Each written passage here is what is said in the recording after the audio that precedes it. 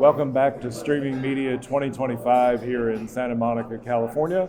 I'm here today with Magnus Svensson. And Magnus, tell us about your company a little bit. Yeah, I work at a company called Eyevinn Technology. We're an independent streaming media expertise company based in Sweden, in Stockholm. Okay. We're 26 employees, mainly developers, but a couple of us are working more with strategical technical advice and helping media companies across the world with technology advice and building tech stacks.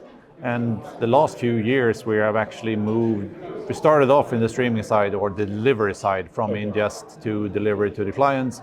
Now we're actually moving upwards the value chain, especially for live production, because that's where we see a lot of technology advancements that are happening in live production at the moment.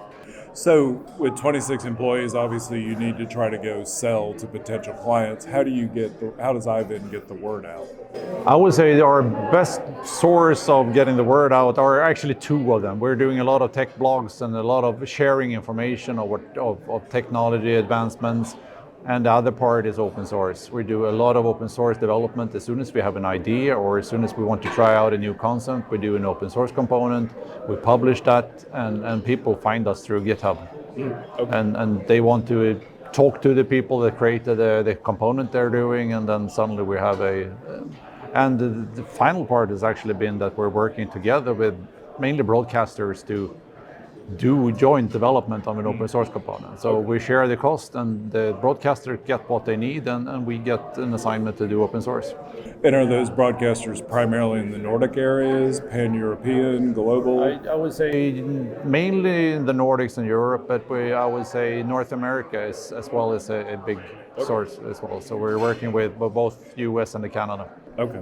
Now you also, do I remember you used to, perhaps you still do, a podcast called Game of Streams?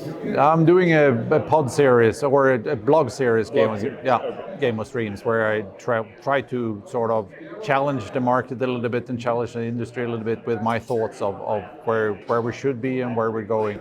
So give me an example of one or two of those things that we should be thinking about as an industry.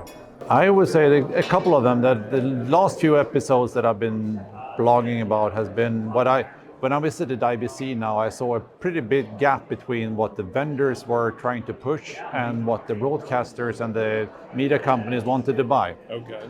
They want to buy a flexible component-based architecture where they can pick and choose the components that suit them best and build the orchestration themselves. And the vendors are trying to do the big bang box. There solves everything. And that's the gap I see. And with AI coming in now and the way you can do with AI, I see that orchestration is no longer a product, it's code. Interesting. And it sort of goes back to the mentality of traditional broadcasters, whether they were 1 volt peak to peak or say IP delivery, they're used to modular systems. Yep. Something goes down, you pop a module out, you stick a new module in. So it's interesting to hear you say that mental shift on the vendor side hasn't necessarily happened. I think they mentally are there, but they still have this big legacy, and that's where they make their money. So I understand what there are, but there are initiatives coming up now. I'm working closely with the European Broadcasting Union (EBU) together with CBC and a few others in the North America with an architecture called DMF, Dynamic Media Facilities. Right. Which is a component-based architecture, containerized media functions, orchestrated by a shared storage and orchestration.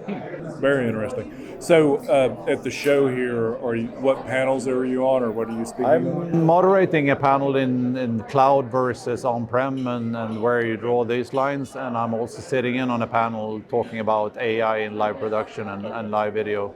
I think Barry Owen with Wowza was telling me today he'll be on that first panel with you. All right, well, we'll look forward to seeing that, and thank you very much for your time, and we'll be right back with the next interview. Thank you.